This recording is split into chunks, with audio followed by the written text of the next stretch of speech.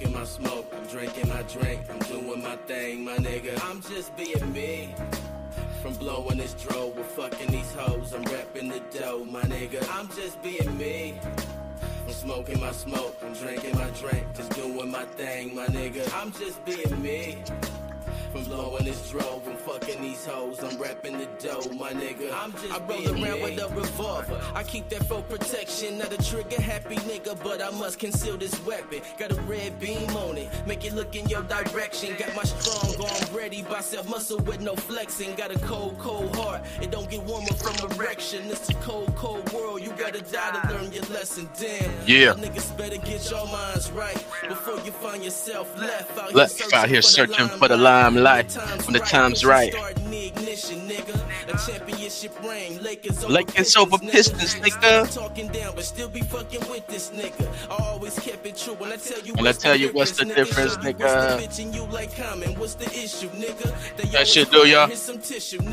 Shit. Niggas talking from a distance, trying to dish you, nigga. No trigger fingers, only Twitter fingers. What that shit fucking do, yo? What's cracking, man? It's your homie, the Sportsman. Y'all know what it is, man. It's Raider Gang TV, where you gotta be a G. It's no exceptions, man. I want to welcome y'all back, man, and we're gonna get into it like we always do. We start off with the sponsors, man, because you know what? We ain't shit without the sponsors, right? So you know what the number one sponsor is, y'all. It's tax time. I'm gonna keep telling you till you step up your game. It's tax time. Whether you got 2,500 or 25,000 or 250,000, you need to holler at your boy, the Sportsman, Drippy Whips. I'm the CEO. Tap in. I got y'all, man. There's no problems, no issue. Wholesale prices. Nobody's fucking with it. I'm trying to get all these motherfuckers on it. These players need to fuck with me. You ain't fucking with these prices, y'all. But look, man, we're gonna get straight into this shit. Welcome y'all to this motherfucker. Hit that like, hit that subscribe, drop a comment, whatever you want to do, man. We got a cool little show for y'all today. Over here sipping on this weekend vibes, man. I don't know if y'all heard of this. I just tried this shit last weekend. Little 6-pack I got from Rite Aid, man. You might want to tap in on this. Not too bad. So, I had to get my mind right before coming up in this thing, man. So we're gonna start off just like this, y'all, on first down. Free agency. All right, now free agency so far, y'all. Free agency so far, not what I expected. It's not what many of us expected, right? No lie about that. And people are saying, well, what did you expect? Well, it's not what I expected from the statements, right? Because it's one thing to have my expectations, you to have expectations, and we just creating expectations, opposed to the CEO or people giving us expectations. Now, one thing I've been hearing all off season was the Raiders got the second most cap space, and we want to win now. Shit. Woo. We want to win now, right? So you already know Pete Carroll, he ain't no spring chicken, y'all. He don't got a whole lot of time. We don't know what's going on. So when I'm looking at these, hey, we want to win right now, and then I look at day one of free agency and I see guys go off the board who you call premier guys, and we just gave Max Crosby all this bread. I'm figuring like, okay, we're gonna try to get one of these impact defensive guys at least. I really wasn't even looking at the offense.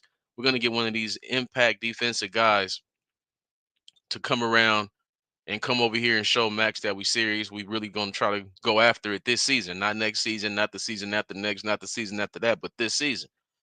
And that's just not what we saw, right? That's why I was very disappointed at the beginning of this free agency. Day one, I called it a failure, right? And then I had to take another look at it. I said, okay, we didn't get the guys that I wanted, any of them, or guys that I thought that we actually needed as far as impact players, right? But then you look at the guys that we lose, right? We lose a Trayvon Merrick. You lose a Robert Spillane, my fucking guy. You lose a Chason who came on and shit. He had 4 sacks. He did his thing for a very, very cheap contract. We lose a few guys, man, and then we replace these guys with some pretty good guys. But I don't necessarily think they're the talent of the guys that we lost. But it's not over with. We got training camp, you got cuts and all of these things, you got the draft and all these other things. Damn, this IPA ain't no joke, y'all. So I look at John Spytek, right? Everybody was saying, hey, man, we got John Spytek from Tampa Bay. He helped do this. He helped do that. Who helped do this? Look, I've been telling y'all, man, when it comes to this shit, this is his first job, and I really don't give a fuck, right? Don't give a fuck because this is your first job. You're a rookie. You're essentially a rookie. So when I'm watching Spytek come over here and make these moves, I was expecting some significant moves on defense, not just basic moves, but something significant. And we didn't get anything significant. But one thing that we did do, Raider Nation, is we were able to bring back some key guys. Now, Adam Butler, that's one of the key guys. You got to watch the game within the game to understand what Adam Butler is doing. The game within the game, right? And then we bring back, of course, you got to bring back Maximum Crosby, right? You got to bring back Max. That's not even the question. That's not even the thought. That's got to happen. We bring back Max on D, and then you bring back Malcolm Kuntz, who I wasn't sure we was gonna be able to keep. Raider Nation. I'm gonna be real. I'm gonna be 100 with y'all. I didn't think we was gonna be able to keep Malcolm Kuntz because I know a lot of teams have been watching exactly. Turn it down, son. They've been watching exactly the same thing we've been watching. So we brought him back. I like that. Bring him back on 12 mil. It's just a little too loud. Bring him back on 12 mil. So I'm like, okay, okay. Let me take a step back. Let me take a step back. So when it comes to actual free agent signings, what we did was, well, really, Raider Nation, our main problem last season, besides obviously the quarterback, was injuries, right? So it's a year later, you're getting guys back. You get Christian Wilkins back. He's healthy now. You get Malcolm Kuntz back. He's on his way to being healthy now, right? We lost so many guys out there. Then you get Adam Butler. You re-signing some guys that you really need. So I'm looking at it from that perspective, and I'm like, we had some holes, but it wasn't a million holes. I was just looking at it like, damn, we didn't really get better at these positions that we lost. And that was just how I'm feeling about the situation. But when you look at it in its entirety, right? You say, okay, you bring back Max Crosby, Christian Wilkins, Adam Butler. I wish we had Chase on. We don't got Chase on. You bring back Malcolm Kuntz, right? You bring back Tyree Wilson.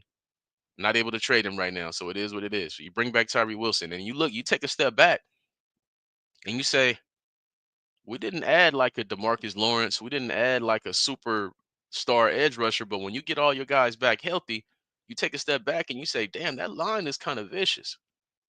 That line is kind of vicious. So I'm looking at it from that perspective now and not really looking at it from the other lens I was looking at. Because when I'm looking at free agency or any moves that the Raiders do, I always compare it to what the rest of the league is doing and what other teams is doing, right? So this time around, I'm taking a step back. And I'm just saying, all right, let me just compare this team to last year's team. Fuck everybody else. Let me compare this team to last year's team. And the main priority was getting healthy. So, like, I think we took a L with the Spillane loss, but we got some guys that we can still bring in and just solidify that linebacker crew. Hopefully, we can get one of these weapons in the draft too. So basically, looking at it from that position, I was trying to figure out what Spy Tech was doing because I'm seeing guy after guy come off the board, guy come off the board, guy come off the board. And everyone's like, well, we don't want to pay. All right, I understand that. I don't understand we don't want to overpay, but a lot of these guys are not expensive guys. Now, as of right now, doing this show live at 5 o'clock, I don't know if we actually pulled the trigger on on old boy we got coming in who came in for the visit. Was an Ellis who came in for the visit from the Patriots. But when I looked at him, he put up some real good numbers, right? He did some last year. He was forced into starting last year because of injury. So he was forced into starting, and the only thing he did was put up 80 tackles, a fucking sack and a half. He had a pick, he had a forced fumble. He had a great season for a guy who was thrown in the starting lineup, and he's 26 years old. So I like that we get to visit with him. He comes down, but he left without getting the deal. Now he's a restricted free agent, so his tender is 3 point, I think it's 3.25 or some shit like that. So for the Raiders to get him, we'd have to make him an offer, and the Patriots would have to have the opportunity to counter that offer. That's just how it goes. So I feel like that's somebody we can get for probably 5 mil. They don't want to pay 5 million, obviously, because they're letting him go test the waters at 3.2. So I feel like we can add that young man to the linebacker core. I think he goes good with the linebacker we just got from Pittsburgh. I think they go good together as the starting guys. Well, we still got to get another linebacker, but I think that's a good place to start.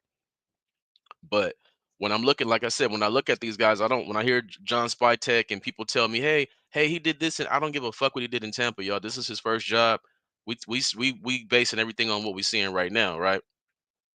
So the addition of Adam Butler, bringing him back, Malcolm Kuntz coming back, Max getting that fucking contract. The D line is looking solid, and not to mention the draft is coming up. You got a lot of talent you can still add, and there's still some guys that's gonna get cut in the training camp who are going to be some good guys, you know what I mean? Who they don't want to really pay. That's just how it goes. So it's not the end all be all for free agency right now. But according to the fucking national media, because shit, according to me, I'm like, man, this fucking free agency is a fucking D plus, a C plus. But according to the national media, who normally says fuck the Raiders, they all giving it a B, a B plus. And I'm just like, man, it must be something I'm missing. It must be something that I'm fucking missing. And that's why I had to take a step back and say, maybe I'm looking at it the wrong way. You know what I mean? Maybe they're not, maybe I got to stop comparing it to the rest of the league and compare it to what we had last season. So when I look at it like that, I'm not as upset because we did get better from last season. Maybe not at linebacker. I don't think we got better there, but I do think we got better at safety. I think Chin is an upgrade from Trayvon Merrick, who I was real high on coming out of TCU. I was waiting for him to be that star that we drafted him to be. He never really came to that until really last year. Last year he had a lot of good plays, but you can really blame those plays, not blame him because he still got to make the play as a player. But really, Patrick Graham unleashed him last season, having him doing all types of hybrid shit. Right? He had him blitzing the quarterback. He had him being the eighth man in the box. He had him doing all kinds of different things. And then when I look at Chin can do all those things, but I think he can do them a little bit better. I'm not sure if he's a better tackler than Merrick because I did see Chin miss a lot of like head up tackles with the running back in space. You know how the motherfuckers be wiggly and shit. It'd be hard to tackle.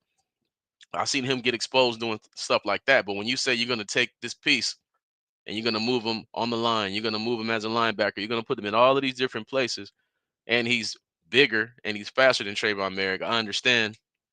I understand the vision. I understand that part. Right. I can feel that. So that's how I was judging John Spytek. So when I tell y'all I don't trust him, believe me, I still don't really trust him.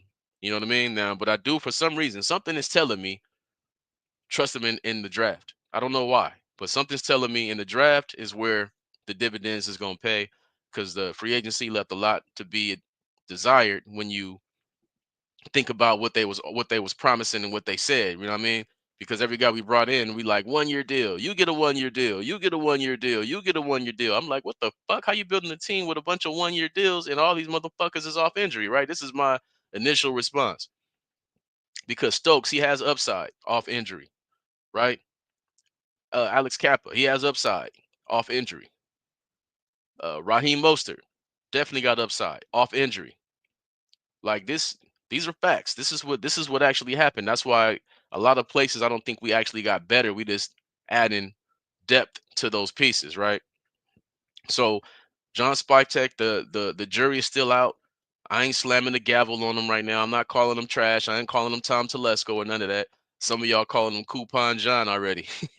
Coupon John, y'all got me fucking dying. But that's what some of y'all saying right now, and I can't blame you. I can't blame you because it's not what was sold to us. You know what I mean? But when you look at it in the totality, you kind of see, okay, you trade for Geno Smith, which I didn't love at the beginning because it was the shock of it. It's like, bruh, Geno Smith, the fuck? But then when you look at Geno Smith compared to fucking Aiden O'Connell and Gardner Minshew, Geno Smith is like fucking, it's like, who is he? He's like fucking, who's a good, he's like fucking Jalen Hurts or some shit compared to these motherfuckers because Aiden O'Connell, even though I do think he got some upside sometime somewhere, I think sometime in the future he may become a better quarterback. We look at Gardner Minshew, he's been Gardner Minshew for years and years and years, and we got exactly what we expected, which was Gardner Minshew. So when you look at it as at that that point specifically, you say, okay, we got Geno. Last season, he was whatever. He threw this many touchdowns. He threw this many yards. It wasn't all that great. Considered an average season. Then I had to take a little deeper dive and look into the numbers, which I'm gonna get into here a little bit later. But that also brings me to the great Pete Carroll, right? Because I said, look, I don't trust Tom Brady because he's a rookie. I don't trust John Spytek because he's a rookie. I said, but one person I do trust is gonna be Pete Carroll. And they say, well, why you trust Pete Carroll and not Tom Brady and not Spytek? Because they've never fucking done it before. That's why. And when I look at Pete Carroll, let's just go over some of the numbers. Pete Carroll record 265, 215. It ain't great, but that's because he had a bad last couple seasons before he got up out of there in Seattle. But 216, 215 is the wins and the losses. And another thing about Pete Carroll is you got to remember, if you're a USC fan like I am, we watch what he did in SC. SC is a historic college. And we wasn't really doing our thing like that. You get Pete Carroll in there and he fucking recruited Reggie Bush, Matt Leinart, fucking weapon after weapon after weapon, Willie McGinnis, weapon after weapon after weapon after weapon. He knows talent. So he comes to the Seattle Seahawks after dominating at USC for years and years and years. I don't even have his numbers up in front of me, but they're crazy numbers.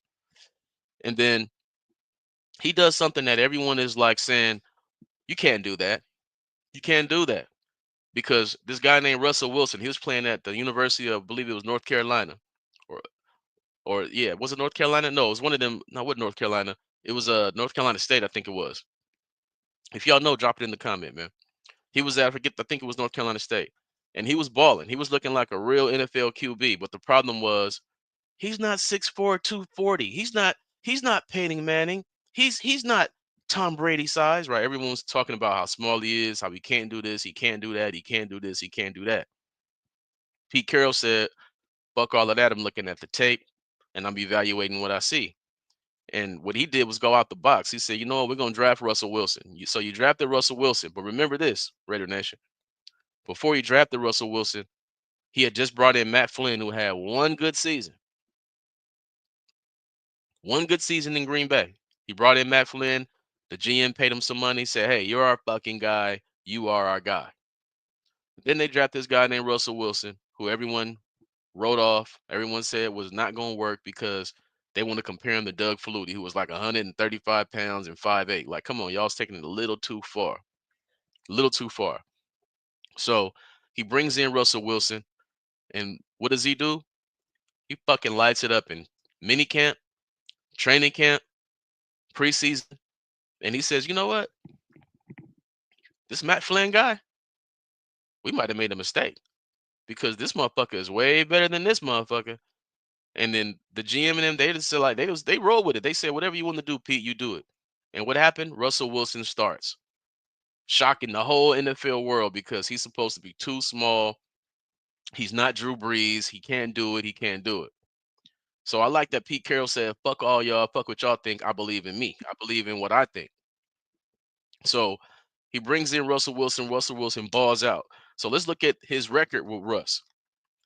With Russell Wilson, they won 104 games, right? This is Pete Carroll and Russ. They won 104 games, 11 playoff appearances, a Super Bowl championship, 2 Super Bowl appearances, right? And that was going against the grain. That was completely going against the grain, and no one thought that was even going to happen at all. And then when you watch Pete Carroll, you say, okay, what's he going to do on the sideline? He looks the same way on the sideline he did at USC. Energetic, locked in, got his headphone on. You fucking the gum up, chewing all quick and shit. And I told motherfuckers on TikTok, I don't know if this motherfucker's 7 to 77 because he got the energy that you need. He got the energy you need, man. The team feed off that. When coaches like that step up to you and they put their arm around you and you get embraced by them kind of quarterbacks, that shit changes the way you feel. It brings that confidence to you. And he did that with Russ for a long time. And they won a lot of fucking games, as we can see. So when it comes to Pete Carroll, if you wonder if I trust Pete Carroll, it's not even an option. It's not even a hesitation. Hell yeah, I trust Pete Carroll. I believe he's the man for the job because he has the notoriety. He got the notoriety. He has the resume. and the players love him. He's a players coach who's still a disciplinary coach. He gets the shit done. He gets it done. So yeah, when it comes to this whole situation about me not trusting that, believe me, this shit has zero to do with Pete Carroll because he's the one that I actually do trust out of this whole situation and everyone we have there. Now, I also like how he's pairing up with Patrick Graham. He's bringing Patrick Graham back because Patrick Graham first season, I wanted to fucking man, Raider Nation. I want to fucking take Patrick Graham and drop him off the fucking Allegiant Stadium cliff. I couldn't stand that fucking defense. Fucking 20-point lead, 15-point lead, 19-point lead. They could not hold a fucking team in the second half in 2022. I was so fucking pissed off, right? So I'm like, man, get rid of this motherfucker. And then it seemed like last year he figured it out with a whole bunch of hurt guys. Like to me, that matters. When you got a team that's performing and everyone's fucking hurt, and when they say, "Hey, it's the next man up mentality," man, that's just fucking talk. That's fucking talk, bro. When you got a weapon like Max right there, he goes down, and you say next man up. You know damn well you ain't getting that same production you got from a Max Crosby or anything like that, or a Malcolm Kuntz, right? It's just not really reality. You got to have dog after dog to try to even really be true to that statement.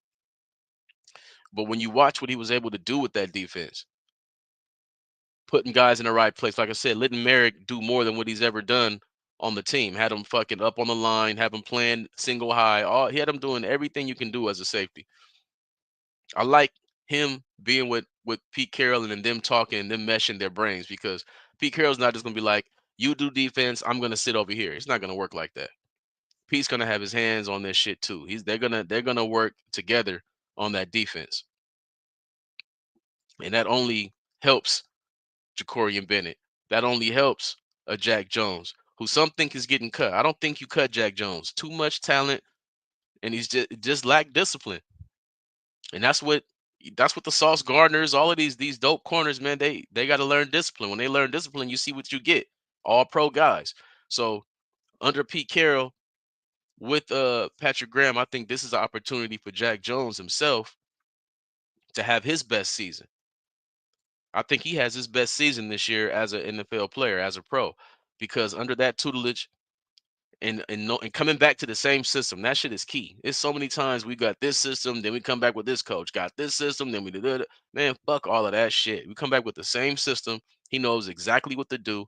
He can help teach that shit to the new corners we got coming in.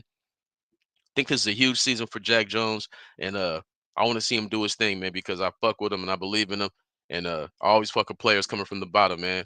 Right there from Poly in Long Beach, I fucks with Jack Jones. I want to see him do his thing, man, and I think, like I said, he's gonna work with this defense. Now, some of y'all is like, all right, sports man, fucking get to the point. We know what the fuck you talking about. We know how you feel about fucking Geno Smith, blah blah blah blah blah. All right, well check this out. When it comes to Geno Smith, like I said, he's 10 times better than fucking Gardner Minshew, Aiden O'Connell, and all these things for sure. But one thing I'm always going to do is if a player earns the label trash, if a player earns the label, what the fuck are you doing? If a player doesn't have it in between the fucking ears and I see the same bullshit over and over again, guess what? I'm on your ass. I'm on that. But at the same time, I'm objective. So when you see a player turn it around, you got to respect that turnaround. And what he did in 2022, like I said, I remember the Raiders played the Seattle Seahawks. Y'all remember that shit? Played the Seahawks overtime game. That's the game Josh Jacobs busted on their ass and won the game in overtime. But that season was like, what the fuck is going on with Geno Smith? What the fuck he eating? What the fuck has he been on? Because he balled like I've never seen him ball. 30 TDs, 10 picks. He had a great fucking season. So I give him credit for that. So I gave him credit for that. But I just was not ready for him to be traded to the Raiders. So I said, you know what? Let's take a look and see what he's actually doing, right? Because in 2022, he balled out, earned the Pro Bowl hands down. 2023, went as I believe as a reserve. It is what it is. But when you watch what he did last year, everyone's telling me he had the worst offensive line in the NFL. And come to find out, he did have one of the worst lines in the NFL, right? But then I said, you know what? Let me look and get some facts on what Geno did last season while under pressure. Because when I see Geno under pressure, the games I caught, that's when I seen terrible decisions, right? So I said, you know what? Let me look because sometimes I might be a little motherfucking biased. I might be a little biased. It can happen, y'all. It can fucking happen. Even to me, I try to be objective, but it can happen. But let me see. Last season, Gino, under pressure, he was doing his thing. He was 50%, 56% of passes under pressure, 50% of the percentage of passes completed under pressure, which was what was it at? Third in the NBA. His completion NBA, NFL. That was the third highest in the NFL under pressure. And I said, damn, I didn't know that. And then I looked again and it says, all right, he was pressured literally on 38.5% of all dropbacks, right? But like I said, he still managed to put up the 56% completion percentage. And then he also had another stat that I didn't realize he had, and that was uh big time throws. What they, I guess those are passes over like 9 yards, 10 yards, or some shit like that. So with that, he was tied for sixth in the NFL with big time throws. So his arm talent is not the problem.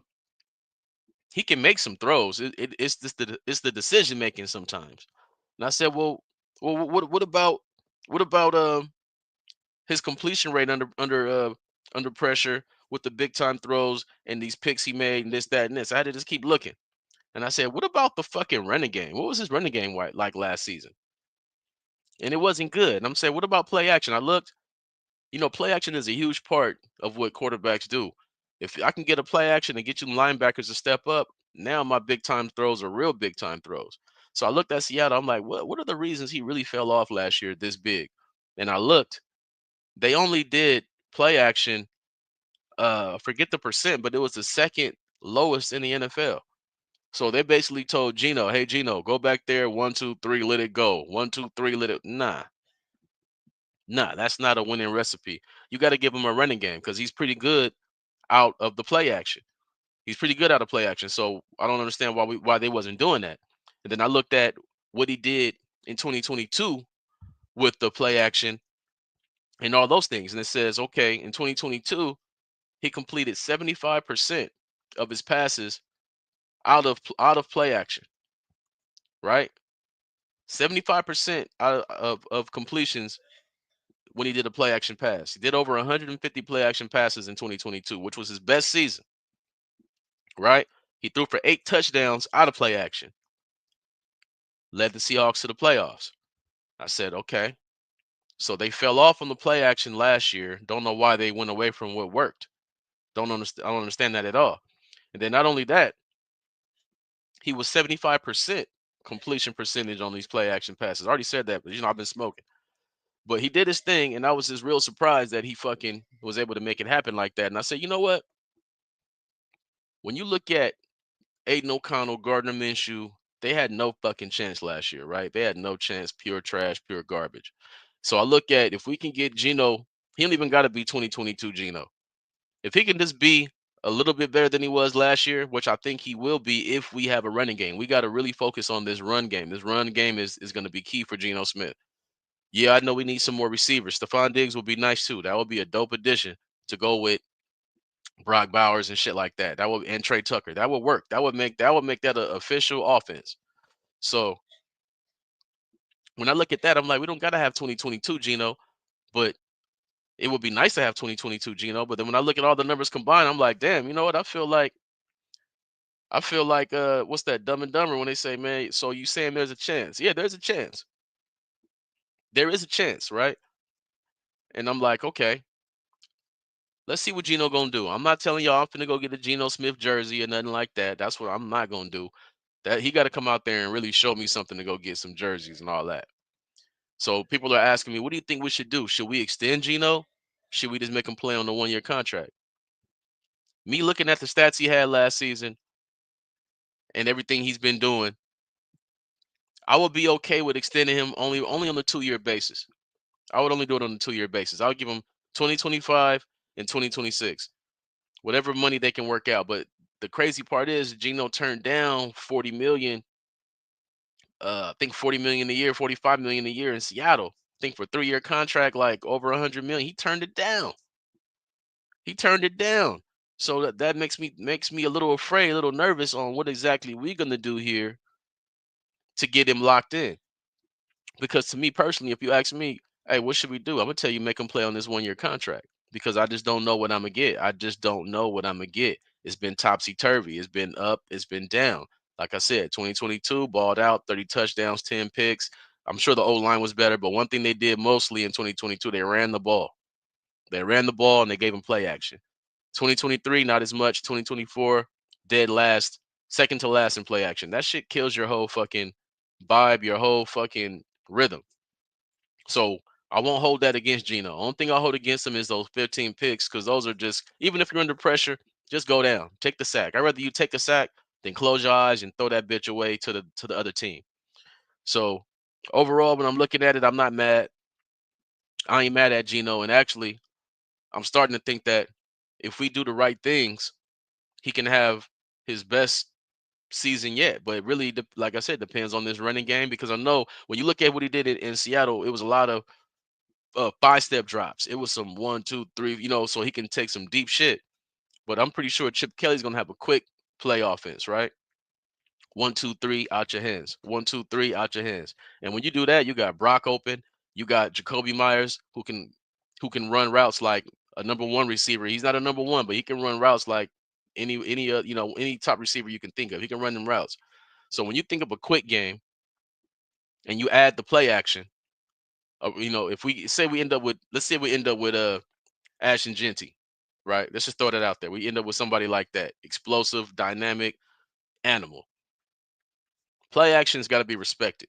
So as soon as you do that play action, that linebacker steps up, and you got Brock in the scene. You got Brock. You got what you want. So overall, Raider Nation, I'm not mad at this like I was day one, but you got to understand, you got to compare it to the expectations that was given.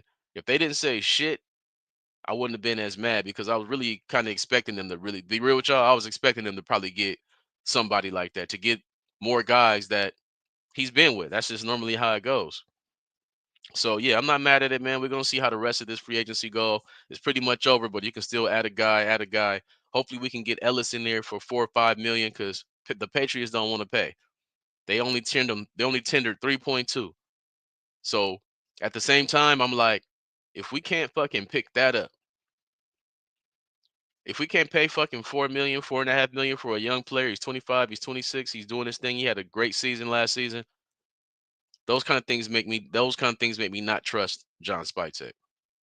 That's just the truth, y'all. Y'all know I'm not gonna lie to y'all, Raider Nation. I never will. I won't lie to y'all. But we're gonna see how it all turns out, man. And then I'm gonna look at the draft. Now, speaking of the draft, I looked at this earlier and I said, as much shit as people talking about this NFL draft, these quarterbacks aren't anything. They're not worth this. They're not worth. I'm like, don't believe the fucking hype. It's all lies, y'all. It's all lies. They've been loving Cam Ward all season. They've been loving Shador Sanders all season. And when you look at the top, let's go to the top 10. We don't got to go to the 10. Let's go to the top 6. Tennessee Titans. You got Will Levis over there. Are you thinking about Abdul Carter? Are you thinking about Travis Hunter? Or are you thinking about we got to get a QB to start this thing off the right way? But when I think of last season, quarterback, quarterback, quarterback, quarterback, quarterback, ran them off, ran every single QB taken right there, right? Every good one. So I look at Tennessee, it's hard for me to picture them passing on a QB. I heard Will Levis working out with some other people. I don't really give a fuck because I don't know if that matters. But to me, I think the Tennessee Titans, they say, you know what? Fuck all of that. We're going to go Cam Ward. If Tennessee goes Cam Ward, I think Cleveland goes Shador Sanders. And if Cleveland goes Shador Sanders, I think the New York Giants go Jackson Dart. That's what I think. And I think that completely flips the whole draft, just like it did last season. What was it? After 8 or 9 picks, was it not one defensive player taken? I think the same thing happens this year. I think that you have the run on the QBs, the top 3 QBs, they all go on the top 3 picks. This is what I'm thinking. I don't mean I'm right, but this is how I'm seeing it. Top 3 go in order. Tennessee, Cam. Cleveland, Shador. 3, Dart. And then number 4, you can do anything. They can go. They can go. They can go anywhere they want. So, I mean, I don't think they're gonna go running back. That would be a surprise too, right? What if New England says, you know what, we like Ashton Genty? Then I mean, then that leaves Jacksonville saying, damn, what do we want? Abdul Carter, or we want Travis Hunter, or do we want the young wide receiver from Arizona, T Mac? What do we want to do? So I think the draft is gonna be interesting. And like I've been telling y'all all off season, don't believe the media bullshit. This is called the board season, and this is called the lion season, where you just say any fucking thing. Just like the New Orleans Saints, they're sitting there at number 9. They need a lot of fucking help, a lot of help. And as much as people fucking think they need a QB, which they do need a QB, eventually Carr's getting up there. They need playmakers and pieces around because if you're at number 9 and one of those difference makers fall to you, I don't think you reach for a quarterback. Who you reaching for? Fucking Jalen Milrow? Someone's gonna reach for him, but I don't think it's gonna be the Saints. I think they're gonna go to one of these premier players. There's a lot of premier young players out here that's not a quarterback, and it's a lot of good running backs, and none of them are going the front in the first round except for Ashton Genty because he like that. He's that fucking different. He's that big of a difference maker. So I'm telling you right now, don't believe the hype. I believe the top 3 picks in the NFL this season will be quarterbacks. Boom, boom, boom. And then after that, everyone's gonna look around like, what the fuck do we do now? Because I just don't believe that you're gonna pass on the QB. If you're the Cleveland Browns, you just fucking went all in on fucking Deshaun Watson. You said, oh, Deshaun Watson's available. We'll give him 200 million, all guaranteed. All guaranteed. And what do you do? Guarantee injury. So now you get a chance to make up for that by taking a Cam Ward, taking a Shador Sanders with very, very little money at risk. And then you obviously can't trade. You can't trade Deshaun Watson. He's got to take an L on that. You got to take an L. He's gonna come out there off of Achilles, fucking ACL. He's done, man. I hate to say it because I was a Deshaun Watson fan, but he threw. He done. So to me, Cleveland, they're not. I mean, they could go Abdul Carter and just have an amazing defensive line. There's some ways they can go, but to me, it's just really hard to pass up on franchise QBs when you know they're there because you got to remember smoke and mirrors is part of the game. They want to tell people, no, I don't fuck with him because he's arrogant. Oh no, I don't like him because I don't like the way his elbow looks when he throws the ball. And they be the first motherfuckers to take him. So yeah, man. That's how I feel about this shit, Raider Nation, man. If y'all watch this video, man, if y'all watch it later on, hit the like button, fucking comment. Matter of fact, let me see. I got one comment on this bitch. Let's see who this is. It's my guy, Boss Raider. What the fuck's up? Raider fucking Nation. It's Raider fucking Nation, y'all.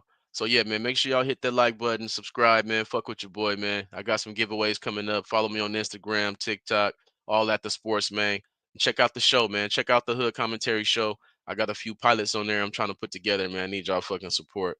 But yeah, just wanted to let y'all know this was my moment of clarity for this off season because at the beginning I was not happy at all. I'm still not telling y'all I'm jumping for joy and I'm fucking ecstatic because I'm not.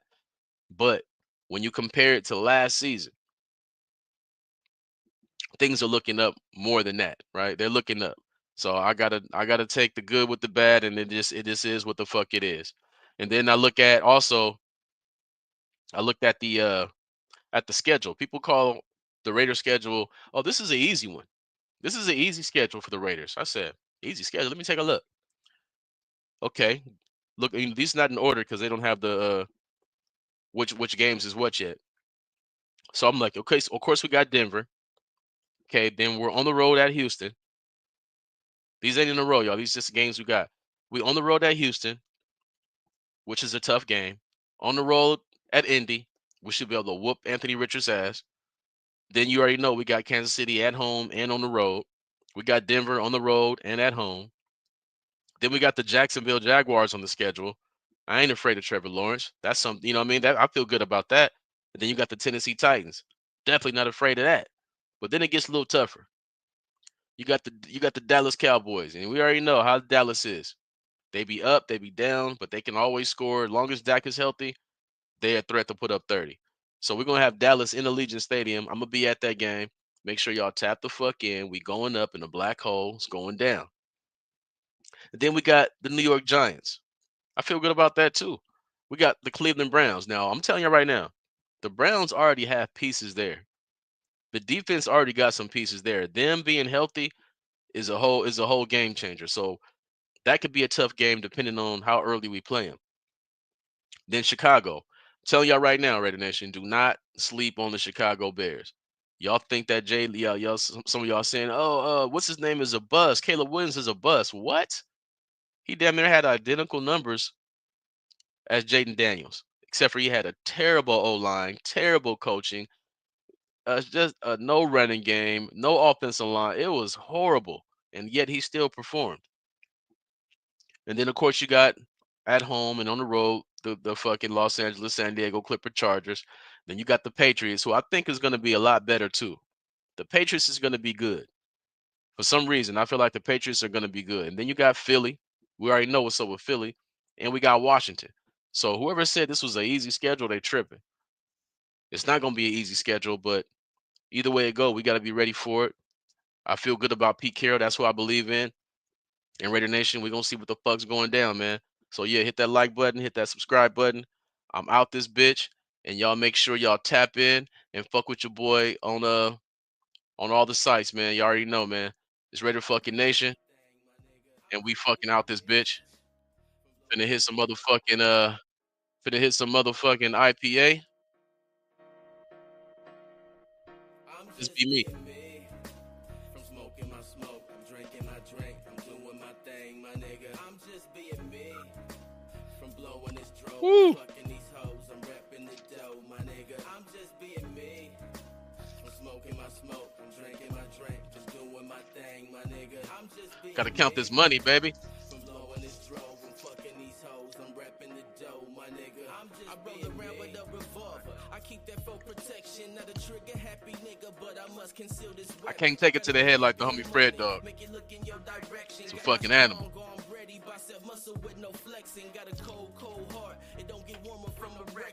Tap in, y'all. It's Raider Gang TV, where you gotta be a motherfucking G. We out this bitch, y'all. Searching for the limelight.